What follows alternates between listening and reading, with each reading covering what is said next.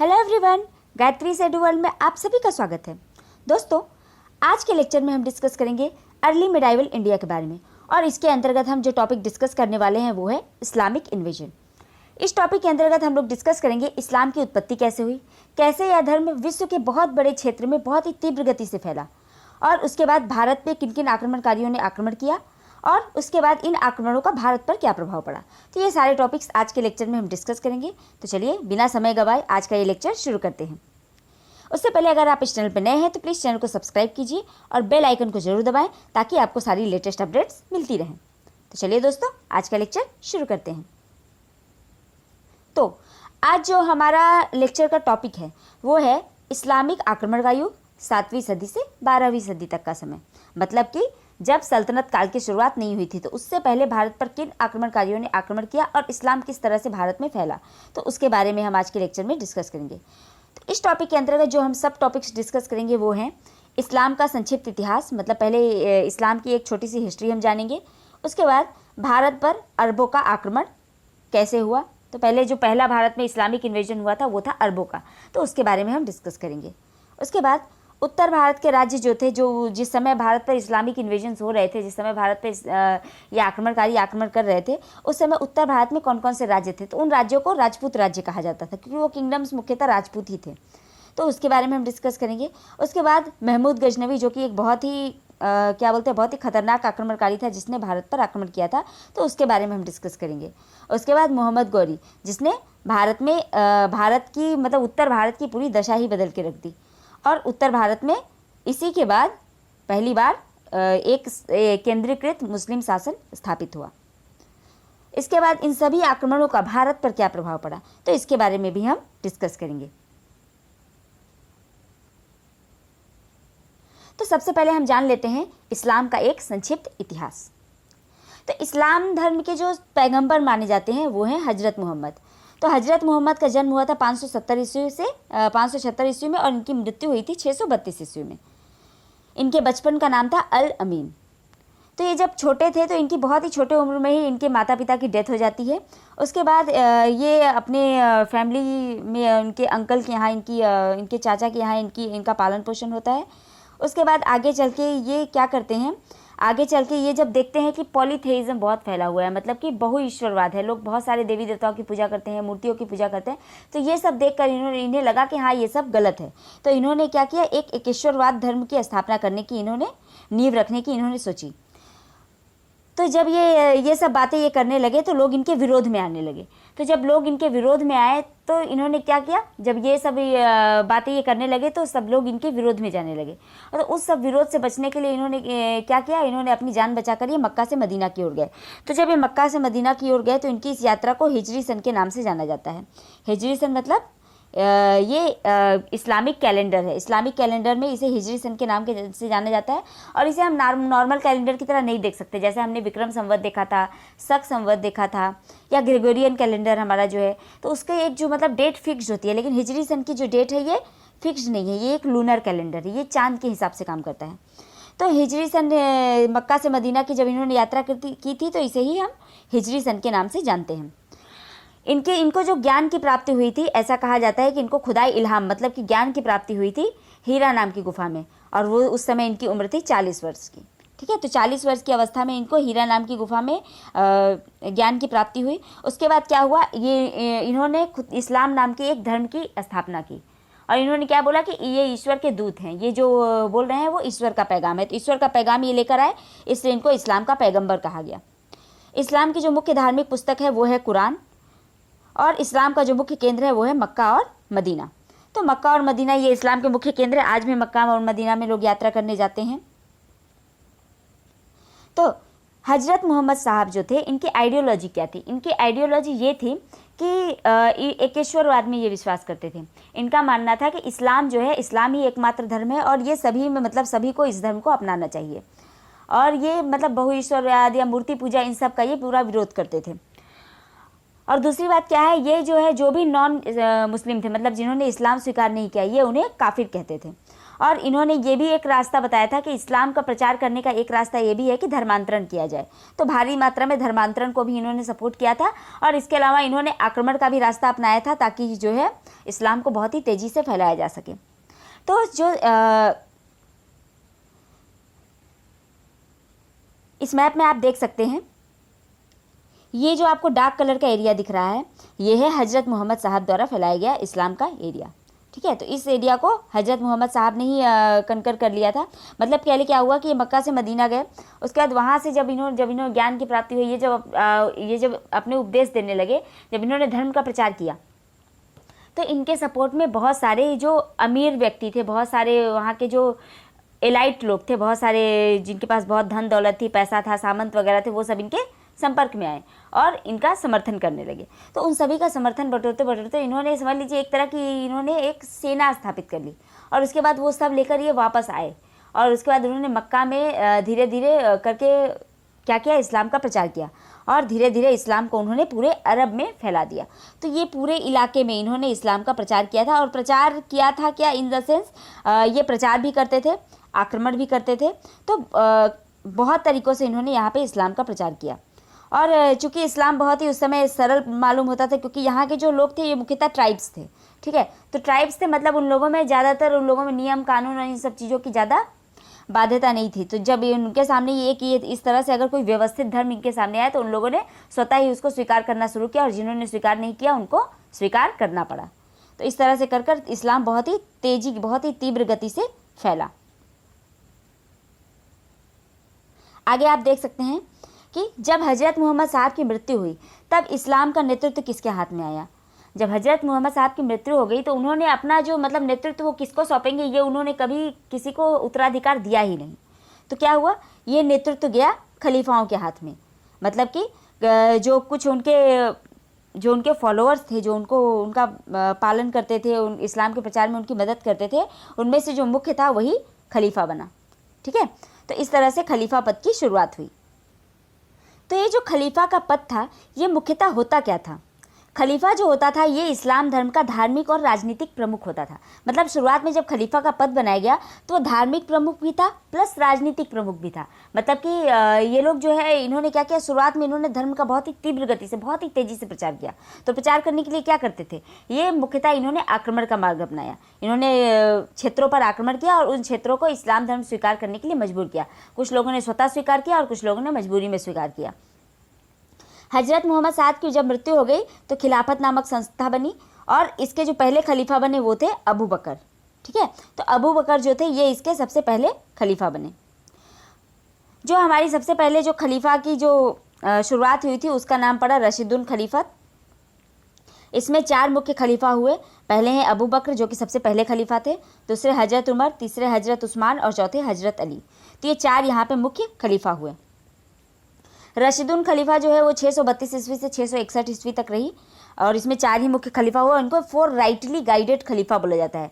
ऐसा इसलिए बोला जाता है क्योंकि ये चारों जो थे, ये डायरेक्ट मोहम्मद साहब के संपर्क में थे। मतलब मोहम्मद साहब जब इस्लाम धर्म का प्रचार कर रहे थे, तो ये उनके साथ उनको असिस्ट करते थे। इस वजह से इनको 4 राइटली गाइडेड खलीफा बोला गया है। उसके बाद आई उमैयद खलीफा। उमैयद खलीफा 661 ईस्वी से 750 ईस्वी तक रही, और इनका जो मुख्य केंद्र था वो था दमिश्क, सीरिया। मतलब पहले जो खलीफा थी उसका मुख्य केंद्र था मक्का और मदीना, और इसके बाद जो खलीफत आई उमैयद खलीफत, उसका मुख्य केंद्र था दमिश्क, सीरिया। जो अभी सीरिया है, सीरिया की जो सिटी है दमिश्क, वो उसका पहले सेंटर हुआ करती थी। अब्बासी खलीफा 750 ईस्वी से 1251 ईस्वी तक रहे, और इसकी जो मुख्य केंद्र था वो था बगदाद या इराक। लेकिन अब्बासी खलीफा के टाइम पर क्या हुआ, एक परिवर्तन आया। परिवर्तन ऐसा आया कि उस समय जो खलीफा की पोस्ट थी वो क्या रह गई, वो खलीफा की पोस्ट सिर्फ धार्मिक प्रमुख तक ही सीमित रह गई, राजनीतिक प्रमुख ये नहीं रहे। मतलब क्या हुआ, बहुत सारे सामंतों ने क्या किया, अपना अपना क्षेत्र में विस्तार किया, और उसके बाद उन्होंने खुद को स्वतंत्र घोषित कर दिया। और क्या हुआ, वो अलग अलग क्षेत्रों में आक्रमण करने लगे, और उसके बाद वो खलीफा की बात सिर्फ धर्म तक ही सुनते थे, मतलब धर्म के प्रचार प्रसार तक। लेकिन राजनीतिक क्षेत्र में उनको क्या करना है, ये करने के लिए उन्होंने खुद को बिल्कुल स्वतंत्र कर लिया था। इस तरह से अब्बासी खलीफा का अंत होते होते, या अब्बासी खलीफा के मिडिल में ही क्या हुआ, जो खलीफा की पोस्ट थी, खलीफा की पोस्ट बस नाम मात्र की रह गई थी, वो बस धार्मिक प्रमुख ही रह गया था। राजनीति के मामलों में उसका ज़्यादा हस्तक्षेप नहीं हो पाता था। 1253 ईस्वी में क्या हुआ, चंगेज खां का जो पोता था हलाकू, उसने क्या किया, बगदाद के खलीफा की हत्या कर दी। मतलब जो अब्बासियत खलीफा थी उसका अंत कर दिया बगदाद के खलीफा की हत्या करके। कौन? चंगेज खां। वही चंगेज खां जो कि मंगोल था। मंगोल मतलब जो मुगल वंश जो आया वो चंगेज खां के ही वंशज माने जाते हैं। ठीक है, तो चंगेज खां भी एक मंगोल था और उसने क्या किया, उसके पोते हलाकू ने ही बगदाद के खलीफा की हत्या कर दी थी। इसके बाद क्या हुआ, खलीफा की सत्ता जो है वो उसका केंद्र मिस्र हो गया। लेकिन एक चीज़ आप नोटिस करेंगे, 1253 ईस्वी तक जो था ये खलीफा की जो पोस्ट थी ये अरब में थी और जितना भी इलाका था ये केंद्र में होता था। लेकिन इसके बाद क्या हुआ, खलीफा की कोई उस तरह की पोस्ट नहीं रह गई और ये जो उसके कई केंद्र बन गए, छोटे छोटे कई केंद्र बन गए, कई केंद्रों में ये खलीफत विभक्त हो गई। तो इस तरह से क्या हुआ, खलीफा की सत्ता का केंद्र पहले मिस्र हो गया जहाँ पे फातिमा वंश कायम हुआ। उसके बाद क्या हुआ, सत्ता टूट गई थी और इसमें कई दावेदार आ गए। स्पेन में उमैयद खलीफत थी, मतलब जो आपने पहले पढ़ा उमैयद वही थे, स्पेन में वही थे। बगदाद में अब्बासी आ गए और मिस्र में फातिमा वंश था जो मैंने पहले ही बताया।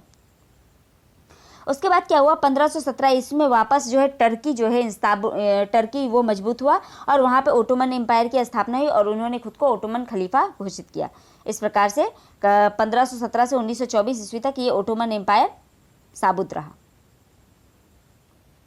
तो इस चीज़ को आप इस मैप में देख सकते हैं। ये देखिए, ये हजरत मोहम्मद साहब ने इसको फैलाया था। उसके बाद में जो खलीफा आए उन्होंने इस एरिया को फैलाया। उसके बाद जो उमैयद खलीफत आई उन्होंने ये लाइट कलर का जो है उसको उमैयद खलीफत ने बढ़ाया। मतलब देखिए धीरे धीरे इस्लाम कितनी तेज़ी से, ये बस 100 से 150 साल के अंदर में ही इस इतने बड़े इलाके में इन्होंने अपना अधिकार कर लिया। तो ये 100 साल के अंदर में इतना बड़ा इस क्षेत्र में अधिकार कैसे किया? तो क्या किया उन्होंने, आक्रमण किया। और आक्रमण करने के पीछे रीज़न भी था। रीज़न सिर्फ आप यहाँ पे धार्मिक या राजनीतिक नहीं बोल सकते हैं, रीज़न यहाँ पे आर्थिक कारण भी था। आर्थिक कारण ये था कि जो मुख्यतः ट्रेड होता था, तो जो ट्रेड था वो मुख्यतः रेड सी से होकर जाता था या फिर ये ज़मीन के रास्ते से जिसे आप सिल्क रूट बोलते हैं, तो वहाँ से ये होते हुए ईरान इराक होते हुए ये यूरोप की ओर, टर्की होते हुए यूरोप की ओर जाता था, मेडिटेरेनियन होते हुए यूरोप तक की ओर जाता था। तो ये जो पूरा ये 2 रूट्स थे, इन दोनों रूट्स को जिसने कंट्रोल कर लिया तो वो आर्थिक रूप से काफ़ी संपन्न हो जाते थे। तो इन्होंने इस्लाम का इतना प्रचार क्यों किया? आप देख सकते हैं यहाँ पे जिन भी क्षेत्रों में इन्होंने प्रचार किया, जिन भी क्षेत्रों में इन्होंने इस्लाम को फैलाया, उन क्षेत्रों में क्यों फैलाया? क्योंकि वो इस रूट को कंट्रोल करना चाहते थे, आर्थिक रूप से खुद को मजबूत बनाने के लिए। तो यहाँ पे इकोनॉमिक कारण भी बहुत सारे हैं जिसकी वजह से ये इन क्षेत्रों में इन्होंने इतनी तेज़ी से इस्लाम को फैलाया और इस्लाम को फैलाकर उसे उन क्षेत्रों पर अपना कब्जा किया। इस मैप में आप और एक क्लियरली देख सकते हैं कि किस तरह से आक्रमण हुए और किन किन क्षेत्रों को इन्होंने कैसे कैसे अपने कंट्रोल में लिया। तो ये पहले देखिए, ये जो डार्क वाला है ये है मोहम्मद साहब ने अपने कंट्रोल में लिया था। उसके बाद देखिए किस तरफ से ये लोग आगे चल के अलग अलग इलाके में इन्होंने आक्रमण किया। मुख्यतः ये लोग इस सिल्क रूट को, जो कि चाइना से होकर यूरोप तक जाती थी, इस सिल्क रूट को ये कंट्रोल करना चाहते थे। और दूसरा रेड सी से होकर जो व्यापार का रूट जाता था इंडिया के दक्षिण से होकर, तो अरब सागर से होकर रेड सी होते हुए जो मेडिटेरेनियन तक जो सी रूट जाता था वो उसको भी कंट्रोल करना चाहते थे। तो इन सभी को कंट्रोल करने के लिए उन्होंने इतने बड़े क्षेत्र में अपना विस्तार किया था। यहाँ से आप देख सकते हैं ये इजिप्ट है और उसके बाद फिर यहाँ पे आप स्पेन तक, उसके बाद यहाँ ईरान इराक अरब, तो ये अफ़गानिस्तान सिंध तक के क्षेत्र को इन्होंने अपने कब्जे में कर लिया था।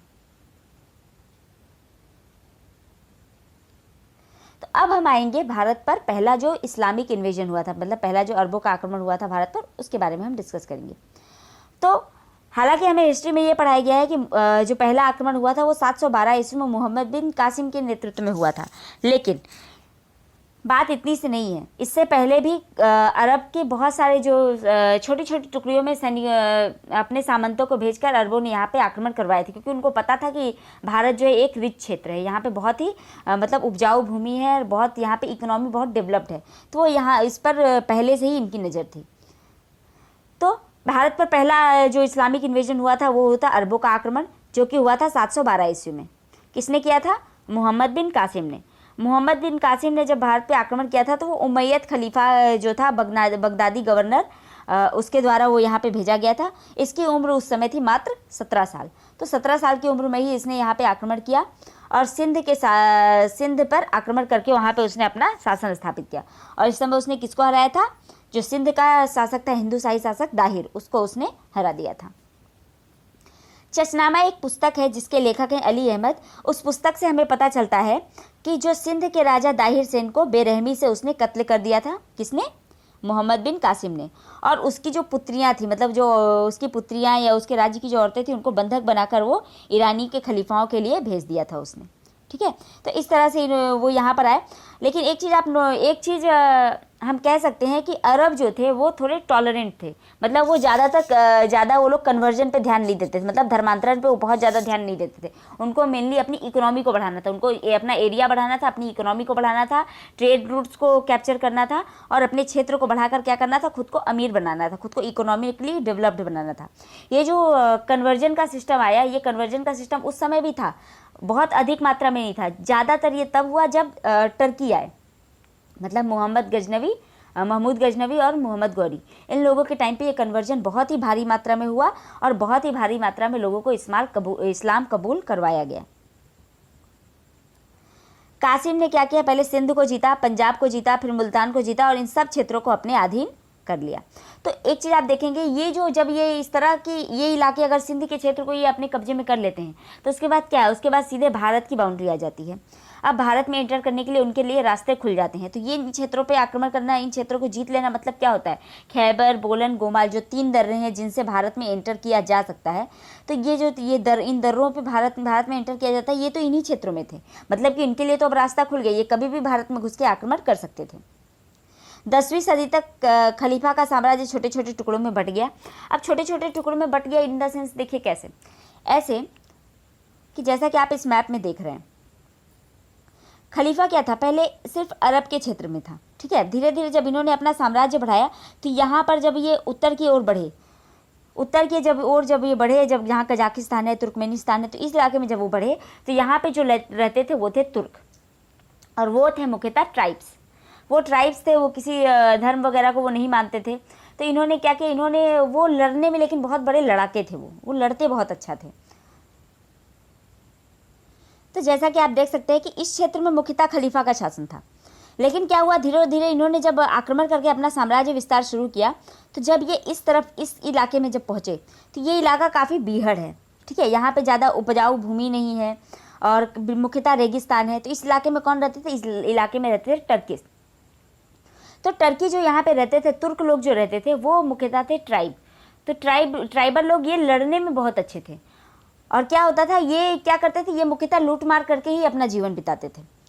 तो अरब क्या किया, अरब ने उनसे युद्ध करने की गलती नहीं की। उन्होंने क्या किया, उनको धीरे धीरे अपने साम्राज्य में उनको क्या बोलते हैं उसको, पहरेदार की तरह उनको नियुक्त करना शुरू किया। उनको क्या करते थे, अपने साम्राज्य में धीरे धीरे उनको मिलाने लगे एक सैनिक के रूप में, फिर धीरे धीरे उनका रैंक बढ़ाया, उनको सामंत बनाया। तो इस तरह करके उनको क्या हुआ, तुर्कों का धीरे धीरे अरबों के बीच में मेल होने लगा। तो तुर्को अरब का जो मेल हुआ, उसके बाद क्या हुआ, ये छोटे छोटे राज्य यहाँ पे तुर्की सामंतों को दे दिए गए। तो तुर्की सामंतों को जब ये छोटे छोटे राज्य बहुत सारे मिल गए तो क्या हुआ, ये जो है यहाँ पे बहुत सारे छोटे छोटे साम्राज्यों की उत्पत्ति हुई। और इसमें जो सबसे पावरफुल बनकर उभरा वो था गजनवीड्स। ठीक है, गजनवी साम्राज्य सबसे पावरफुल बनकर उभरा और उसने फिर क्या किया, उसने भारत पर आक्रमण किया। तो उसी साम्राज्य का था महमूद गजनवी। तो इस तरह से हम देखेंगे कि जो इनका साम्राज्य था वो छोटे छोटे टुकड़ों में बट गया था। तो छोटे छोटे टुकड़ों में बटने के बाद क्या हुआ, अधिकतर क्षेत्रों पर तुर्कों का अधिकार हो गया, क्योंकि उन्होंने तुर्कों को पावर देनी शुरू कर दी। क्योंकि वो तुर्क जो थे वो बहुत अच्छे लड़ाके थे, तो उनसे लड़ना इन्होंने ठीक नहीं समझा, क्योंकि इनको पता था कि अगर वो उनसे लड़ने जाएंगे तो इनका खात्मा हो जाएगा। तो इन्होंने क्या किया, अरबों ने उनसे लड़ना ठीक नहीं समझा। उन्होंने क्या किया, उनको अपने में मिलाना शुरू किया। धीरे धीरे छोटे छोटे रैंक दिए और धीरे धीरे उनको सामंत बना दिया। और सामंत बनाने के बाद क्या हुआ, तुर्कों ने अधिकतर क्षेत्रों पर ही अपना अधिकार कर लिया।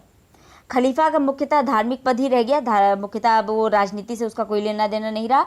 और अरब की जो इम्पोर्टेंस थी वो धीरे धीरे समाप्त होने लगी और वहाँ पे उसकी जगह ली तुर्कों ने। तो जिस समय ये सारे घटनाक्रम हो रहे थे, अरब आए, अरबों ने भारत पर आक्रमण किया, तुर्क आए, तो ये जो जितना भी घटनाक्रम हो रहा था, इस घटनाक्रम में भारत में उस समय क्या हो रहा था, तो भारत में उस समय उत्तर भारत में बहुत ही इंस्टेबिलिटी थी। मतलब बहुत ही क्या बोलते हैं, मतलब अस्थायित्व तो नहीं था भारत में। हर्ष के शासन के बाद 500 वर्षों तक भारत जो है राजनीतिक एकता के सूत्र में नहीं बन सका। बहुत ही छोटे छोटे राज्यों में बटा हुआ था और वो राज्य आपस में ही लड़ा करते थे। 8वीं सदी में क्या हुआ, कश्मीर शक्तिशाली था, फिर बंगाल में पाल शासक शक्तिशाली हो गए, कन्नौज में प्रतिहार शासक शक्तिशाली हो गए, और दक्षिण में कौन था? राष्ट्रकूट थे। तो इसके बारे में मैंने पिछले लेक्चर में ही पूरा डिटेल में पढ़ा दिया है, उस लेक्चर में आप लोग देख सकते हैं, वहाँ पे मैंने इस टॉपिक को बहुत ही डिटेल में डिस्कस किया है।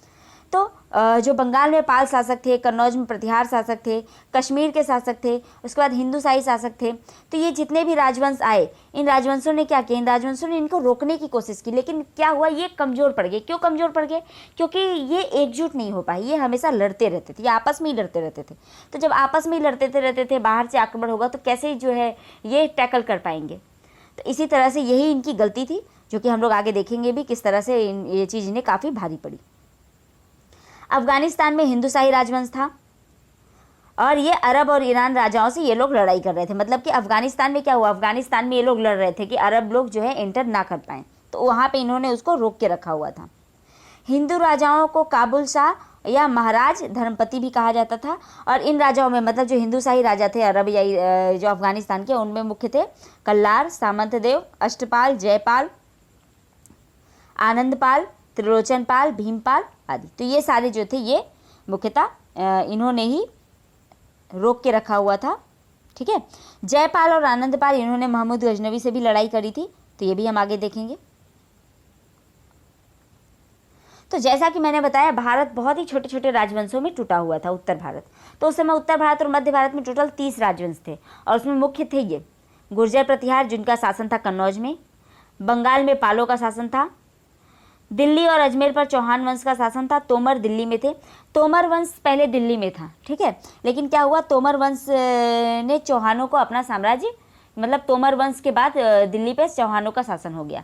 तो चौहानों से तोमरों की जो है मतलब वैवाहिक संधि हो गई, और उसके बाद तोमर राजवंश चौहान में मिल गया। तो इस तरह से दिल्ली पर चौहानों का अधिकार हो गया। राठौर जो थे वो कन्नौज में थे। गोहिल सिसोदिया मेवाड़ में थे। चंदेल बुंदेलखंड में थे। परमार मालवा में थे, और सोलंकी गुजरात में थे। तो इतने सारे राजवंश बनने के पीछे कारण क्या था? कैसे इतने सारे राजवंश बन गए? तो इसके बारे में कारण आप यहाँ से देख सकते हैं कि जब तक गुप्त काल था तब तक भारत में भारी मात्रा में सिक्के हुआ करते थे, ठीक है, लेकिन गुप्तों ने क्या किया? गुप्तों ने भूमि को दान देना शुरू कर दिया, और जब भूमि को उन्होंने दान देना शुरू कर दिया तो ये भूमि दान देने की प्रथा आगे बढ़ने लगी। धीरे धीरे क्या हुआ? सिक्कों का महत्व कम हो गया, सिक्कों का प्रचलन कम हो गया, सिक्के कम बनने लगे। हमें ये हर्ष काल के बाद के हमें ज़्यादातर सिक्के हमें नहीं पता है, ठीक है, इस समय पे ज़्यादा सिक्के हमें मिले ही नहीं हैं इस समय के। तो सिक्के न मिलने के कारण क्या होता था? ये जो सैलरी वगैरह के लिए क्या किया जाता था कि जब सामंतों को सैलरी दी जाती थी तो सैलरी में उनको ज़मीन दे दी जाती थी। तो इस तरह से धीरे धीरे जब उनको ज़मीन दी जाने लगी तो क्या हुआ? वो एक क्षेत्र के मालिक होने लगे, और धीरे धीरे जैसे ही केंद्रीय सत्ता कमज़ोर होती थी वो अपने आप को स्वतंत्र घोषित कर लेते थे। तो इस तरह से इतने सारे राजवंशों की स्थापना हो गई ये इन्हीं सामंतों के द्वारा। ये जो नीचे आप देख रहे हैं, चौहान, तोमर, राठौर, गुहिल, चंदेल, परमार, सोलंकी, ये सारे गुर्जर प्रतिहार के सामंत थे। मतलब ये पूरा इलाका इनका पहले गुर्जर प्रतिहार को कंट्रोल में था, और धीरे धीरे जब गुर्जर प्रतिहार कमज़ोर पड़े तो इन लोगों ने खुद को स्वतंत्र घोषित कर दिया था। तो इस तरह से आप देख सकते हैं कि उत्तर भारत कैसे बहुत सारे राज्यों में बटा हुआ था, और यही इनकी सबसे बड़ी कमजोरी साबित हुई। जब तक गुर्जर प्रतिहार मजबूत थे, इन्होंने अरबों को या तुर्कों को भारत पे एंटर करने नहीं दिया या भारत में घुसने नहीं दिया। इन्होंने एक प्रहरी की तरह रोक के रखा था पूरी, इन्होंने अपने बॉर्डर्स की रक्षा की थी। लेकिन जब गुर्जर प्रतिहार कमज़ोर पड़ने लगे उसके बाद भारत में भारी मात्रा में आक्रमण हुए। इस मैप में आप देख सकते हैं, ये देखिए, ये हैं चौहान, ये गुर्जर प्रतिहार का इलाका था। गुर्जर प्रतिहार पहले इस बड़े इलाके में शासन करते थे और ये सब इनके कंट्रोल में हुआ करता था। लेकिन क्या हुआ, इन सामंतों ने खुद को स्वतंत्र घोषित कर दिया। उस तरह से गुर्जर प्रतिहार एक छोटे से क्षेत्र में सिमट गए। और यहाँ पे देखिए गजनवीस पूरा सिंध प्रांत को इन्होंने अपने कब्जे में कर रखा है, ठीक है। तो ये जो पूरा इलाका इन्होंने अपने कब्जे में कर लिया। उसके बाद क्या हुआ, यहाँ पे चौहानों से इनका टकराव होना लाजमी था। गुर्जर प्रतिहार कमज़ोर पड़ ही चुके थे और गुर्जर प्रतिहार अब खत्म ही होने वाले थे और यहाँ पे सोलंकियों का उदय होने वाला था, ठीक है। तो ये सारी चीज़ें हैं। ये जो है ये राज्य क्या करते थे, ये बाहर से जो आक्रमण होता था उससे ये लोग कभी एकजुट होकर नहीं लड़े, ये लोग आपस में लड़ते थे। जिसके ऊपर आक्रमण रहता था वो राजा सिर्फ अकेले लड़ता था बाहर के आक्रमणकारियों से। और उसके बाद अगर वो हार गया तो उस क्षेत्र पे जो आक्रमणकारी थे वो उसको बढ़िया भारी मात्रा में लूटपाट करके वहाँ से लेके चले जाते थे। तो इस तरह से क्या हुआ, भारत का शासन बहुत ही कमज़ोर पड़ गया था और ये भारत की बहुत बड़ी कमजोरी साबित हुई उस समय की। तो आप सोच सकते हैं अगर ये राज्य आपस में ना लड़े होते, अगर इन्होंने एकजुट होकर इनकी सामना किया होता, इन आक्रमणकारियों का सामना किया होता, तो शायद भारत का इतिहास कुछ और भी हो सकता था। अभी शायद जो अभी हम भारत देख रहे हैं वो भारत वो वैसा अभी ना होता। तो अब हम डिस्कस करेंगे महमूद गजनवी का आक्रमण।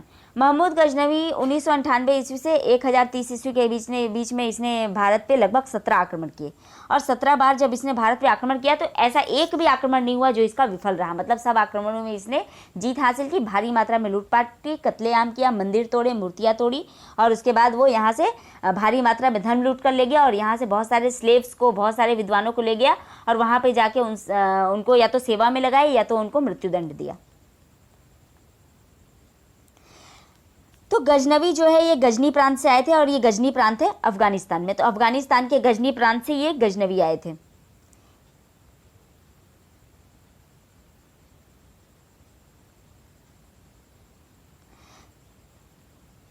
इस मैप में आप देख सकते हैं ये यहाँ पे गजनवी प्रांत था, ठीक है। ये अफगानिस्तान में एक छोटा सा राज्य था गजनवी, और इन्होंने धीरे धीरे क्या किया, जो भी तुर्की राज्य थे, जो भी तुर्की सामंत थे, उन सबको पराजित किया और एक बड़े क्षेत्र में अपना शासन स्थापित किया।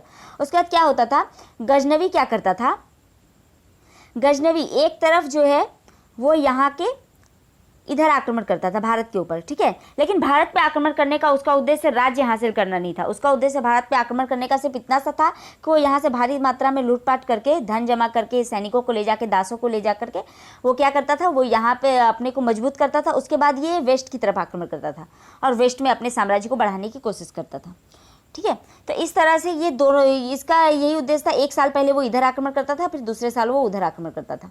तो इस तरह से इसने अल्टरनेट करके ये आक्रमण करता था, और इस तरह से उसने भारत पे 17 बार आक्रमण किए, 17 बार लूटपाट मचाई और भारी मात्रा में भारत से धन ले गया। गजनी जो है ये अफगानिस्तान में है। गजनी का गवर्नर था अलप्तगीन, और इसका जो पहला स्वतंत्र गवर्नर था वो था सबुक्तगीन। मतलब अलप्तगीन जो था वो खलीफा के अंडर में वो काम करता था, खलीफा के अंडर में वो सामंत था, और जो सबुक्तगीन था वो पहला सामंत था जिसने, गजनवी का पहला सामंत था जिसने खुद को स्वतंत्र घोषित कर दिया था।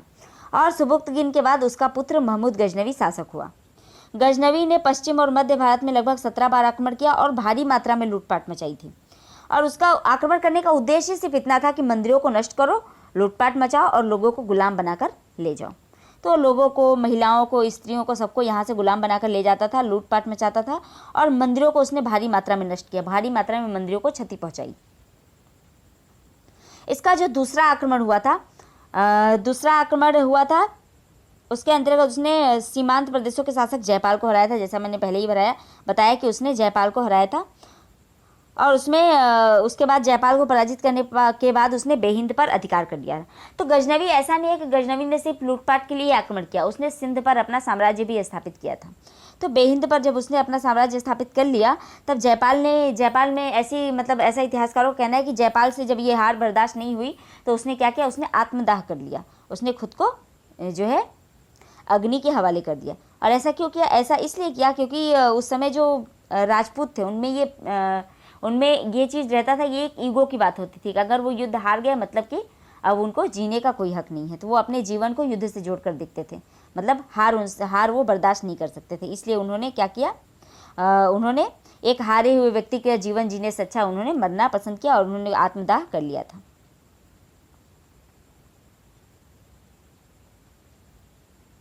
गजनवी का जो 16वां आक्रमण है ये बहुत ही महत्वपूर्ण है, और ये आक्रमण हुआ था सोमनाथ मंदिर में। सोमनाथ मंदिर पर इसने जब 16वां आक्रमण किया 1025 ईस्वी में, तो उसने मंदिर को पूरी तरह से तहस नहस कर दिया था। और मंदिर पर आक्रमण करने का लक्ष्य क्या था? देखिए, उत्तर भारत में उस समय जो उत्तर भारत या भारत के जितने भी मंदिर थे वो मुख्यतः इकोनॉमी का, कला का, संस्कृति का, शिक्षा का केंद्र हुआ करते थे। तो किसी भी देश को कमज़ोर करने का सबसे अच्छा तरीका क्या है? किसी भी देश को, किसी भी समाज को, किसी भी धर्म को कमज़ोर करने का सबसे आसान तरीका है कि उसकी संस्कृति को नष्ट कर दो, उसकी संस्कृति को नष्ट कर दो, उसकी शिक्षा को नष्ट कर दो, उसके जो इकोनॉमी को अस्त व्यस्त कर दो। तो उन्होंने क्या किया, उन्होंने इसको खुद की इकोनॉमी को मजबूत करने के लिए क्या किया, उनको पता था कि भारत के मंदिरों में भारी मात्रा में खजाना है।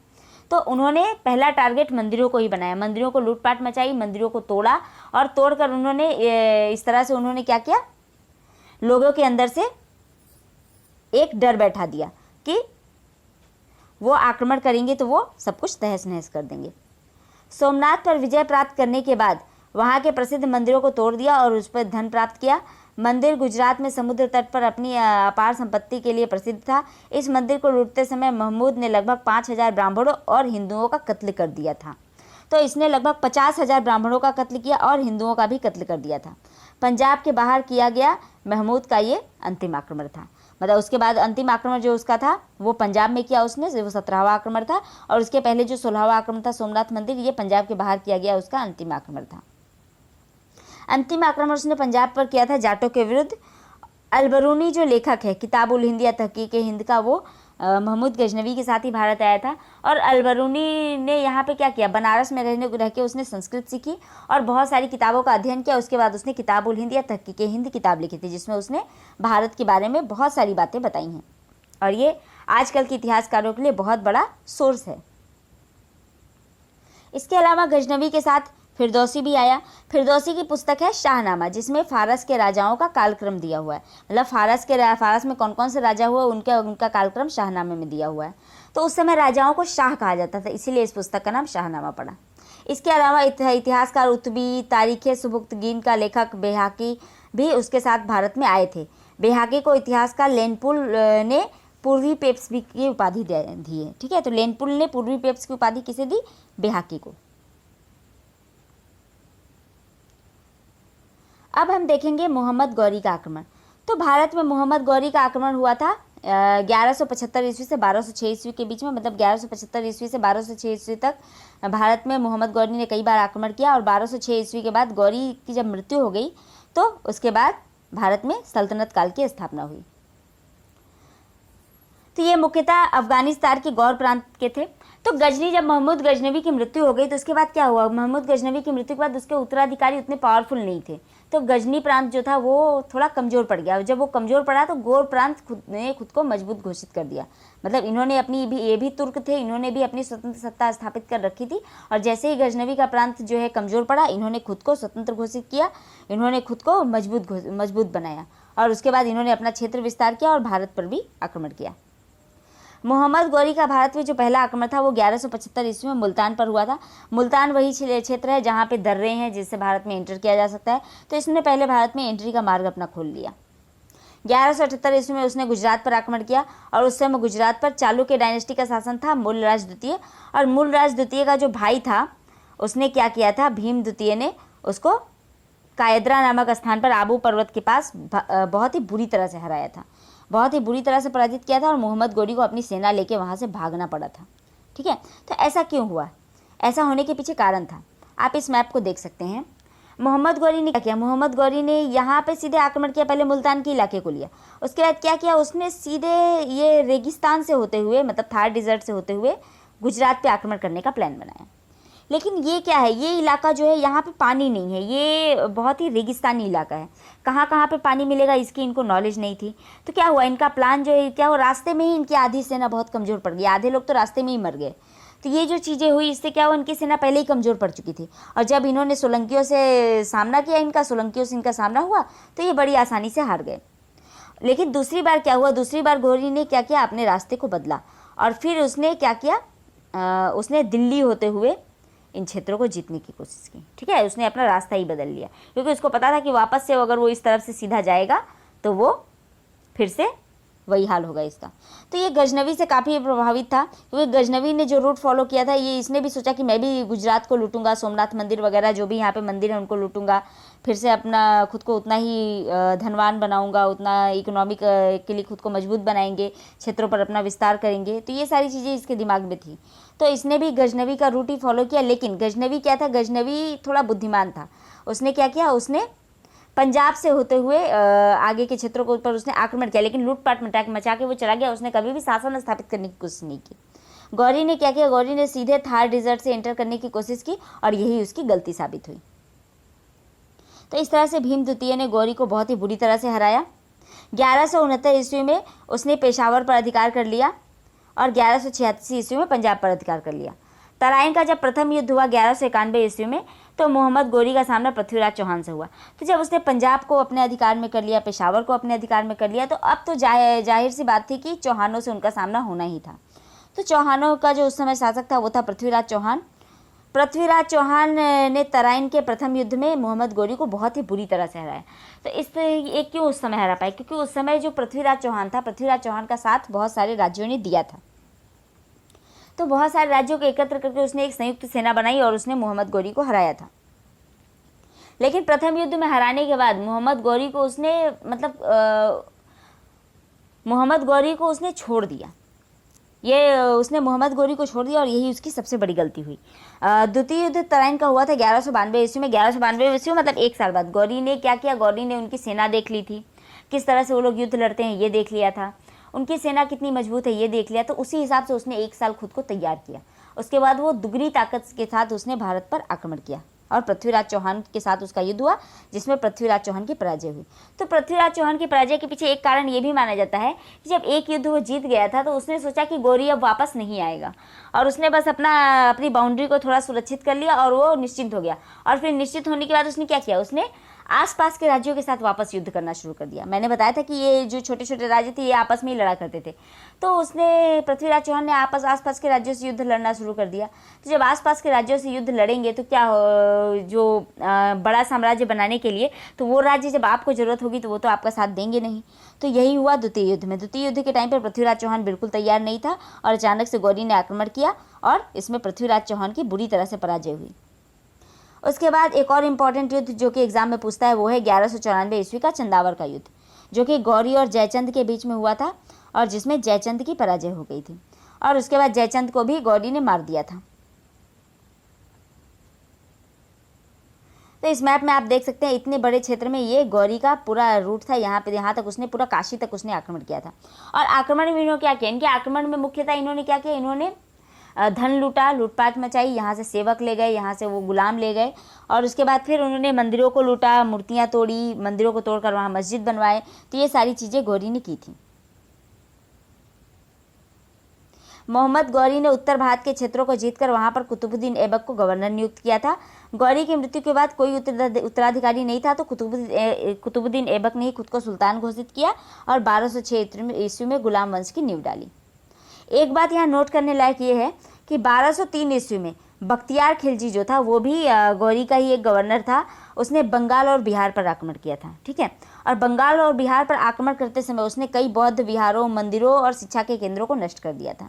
और इन सब को नष्ट करके उसने क्या किया था? नालंदा विश्वविद्यालय को नष्ट करके उसमें लाइब्रेरी में आग लगा दी थी। और ऐसा कहा जाता है कि वो लाइब्रेरी महीनों तक जलती रही, मतलब इतनी पुस्तकें थी वहाँ पे। तो सोचिए उसने कितनी सारी पुस्तकों को नष्ट कर दिया और कितना ज्ञान वहाँ पे था जो कि आग की भेंट चढ़ गया। तो ये काम बख्तियार खिलजी ने किया था और इस तरह से बहुत सारे बौद्ध विहारों को नष्ट किया, शिक्षा के केंद्रों को नष्ट कर दिया, मंदिरों को नष्ट कर दिया और भारत में बौद्ध धर्म, हिंदू धर्म कमज़ोर पड़ गए और यहाँ पे इन्होंने इस तरह से इस्लाम का प्रचार करना शुरू किया। अब आएंगे हम लोग इस्लाम का भारत पर प्रभाव क्या पड़ा। तो इस्लाम की जो भारत पर आक्रमण हुआ उसका प्रभाव पड़ा। पहली बात तो तत्कालीन प्रभाव में इस्लाम का प्रचार हुआ। इस्लाम का प्रचार इन्होंने भारी मात्रा में किया। इसके लिए उन्होंने क्या किया? कन्वर्जन किया। लोग एक्चुअली ये इतने क्रूर थे कि लोग इनसे डरते थे, ठीक है। इतने क्रूर थे कि इनके अत्याचारों से बचने के लिए लोग स्वतः ही धर्म को अपना लेते थे। उसके बाद जन धन की काफ़ी हानि हुई। तो जैसा कि जब ये आते थे लूटपाट मचाते थे, मंदिरों को तोड़ते थे, भवनों को तोड़ते थे, तो ये शिक्षा के केंद्रों को तोड़ देते थे, स्कूल्स को तोड़ देते थे। इससे क्या हुआ? काफ़ी जन धन की हानि हुई थी और भारी मात्रा में ये कत्लेआम करते थे।